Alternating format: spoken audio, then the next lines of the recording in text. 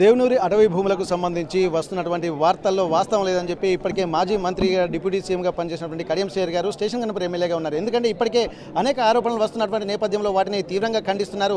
చాలా తీవ్రమైనటువంటి వ్యవహారం అయితే కనిపిస్తుంది. ఎందుకంటే భూముల కబ్జాలకు సంబంధించినటువంటి ఆరోపణలు ఎలాంటి అవాస్తవం లేదని చెప్పి ఎవరైతే ఆరోపణలు ఎదుర్కొంటున్నారో కొంతమంది ఆ భూములకు సంబంధించినటువంటి వాళ్ళని కూడా తీసుకొచ్చి రైతులను కూడా తీసుకొచ్చి వాళ్ళ ముందు ఉంచారు.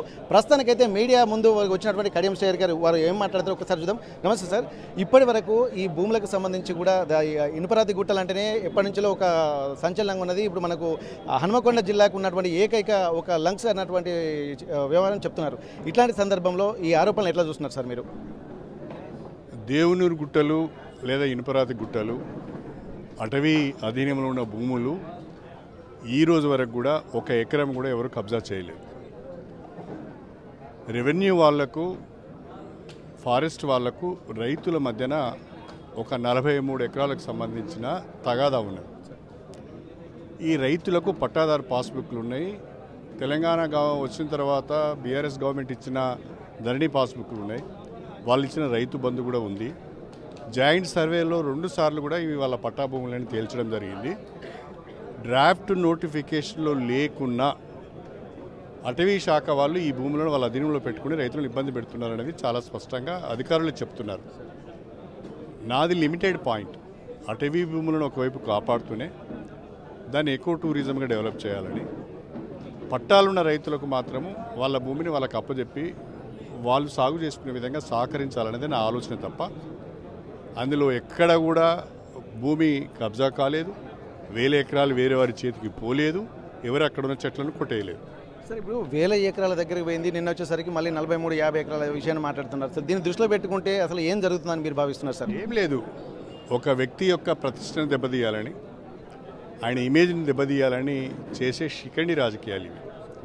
నన్ను నేరుగా ఎదుర్కోలేక, నాతో నేరుగా మాట్లాడలేక ఒక పత్రికను, ఒక ఛానల్ను అడ్డం పెట్టుకొని నా పైన దుష్ప్రచారం చేస్తున్నారు. ఆ పత్రిక పైన, ఆ ఛానల్ పైన, ఆ బీఆర్ఎస్ సోషల్ మీడియా పైన కూడా లీగల్గా చర్య తీసుకోవడానికి నేను వెనకాడను. సార్, ఇప్పుడు డిఎఫ్ఓ వాళ్ళు కూడా, ఫారెస్ట్ ఆఫీసర్లు కూడా వీళ్ళు ఏం చెప్తున్నారంటే గతంలో లేని రైతు బంధులు కానీ, పట్ట పుస్తకాలు కానీ ఈ సంవత్సరం ఎందుకు వచ్చాయన్నటువంటి దాని మీద కూడా ఇప్పుడు వాళ్ళు ఏంటంటే ఇప్పుడు ఈ మధ్య లెక్కంచెలు వచ్చాయని చెప్పి అంటున్నారు. 2017 50 సంవత్సరాల కింద నుంచి వాళ్ళ దగ్గర పట్టదారు పాస్బుక్లు ఉన్నాయి. మీ ఛానల్ ఒకసారి చెక్ చేయండి. వాడెవడో చెప్పింది మీరు ఎందుకు నమ్ముతారండి? వాళ్ళ దగ్గర పట్టదారు పాస్బుక్లు ఈ సంవత్సరం ఇచ్చినాయా, వచ్చే సంవత్సరం, పోయిన సంవత్సరం ఇచ్చినాయా, 10 ఏళ్ళ కింద ఇచ్చినాయా, 50 ఏళ్ళ కింద ఇచ్చినాయా, అవి మీరు చెక్ చేయండి. 2017 నుంచి రైతు బంధు వస్తున్నది అంటే దాదాపు 7 ఏళ్ళ నుంచో 8 ఏళ్ళ నుంచో వాళ్ళకి రైతు బంధు వస్తుంది. నేను ఇప్పించింది కాదు కదా అది. అప్పుడు ఎమ్మెల్యేగా రాజయ్య గారే ఉన్నారు కదా. కాబట్టి ఇవన్నీ కల్పితాలు, దుష్ప్రచారం. అటవీ భూమిని ఎవడు ఆక్రమించుకుంటలేడు. ఎట్ ద సేమ్ టైం రైతుల యొక్క పట్టా ఉన్న భూములను మాత్రం వాళ్ళకి అప్పగించండి అని అడుగుతున్నాం. అంతే తప్ప ఇది ఇష్యూ అంతా లిమిటెడ్. 43 ఎకరాలకు సంబంధించిన తగాదా ఇది. ఆ తగాదా రైతుల మధ్యన ఉన్న ఫారెస్ట్ డిపార్ట్మెంట్ మధ్యన ఉన్నది.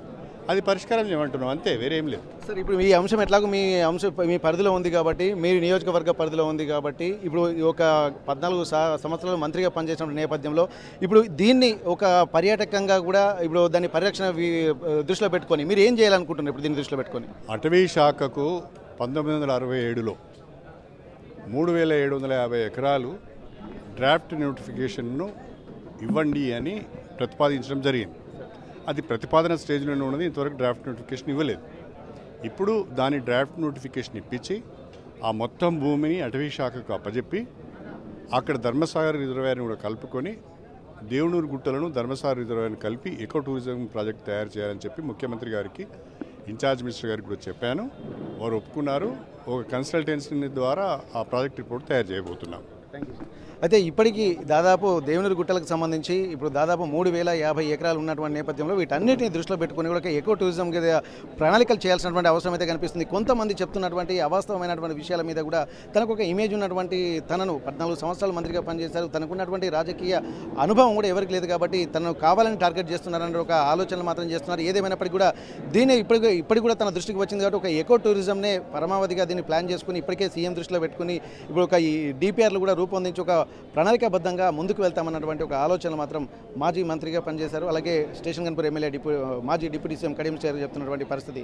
ప్రపంచంలో ఏ మూల ఏ క్షణం ఏం జరుగుతుందో వేగంగా తెలుసుకోవడానికి తొలి వెలుగు వాట్సాప్ ఛానల్ని ఫాలో చేయండి.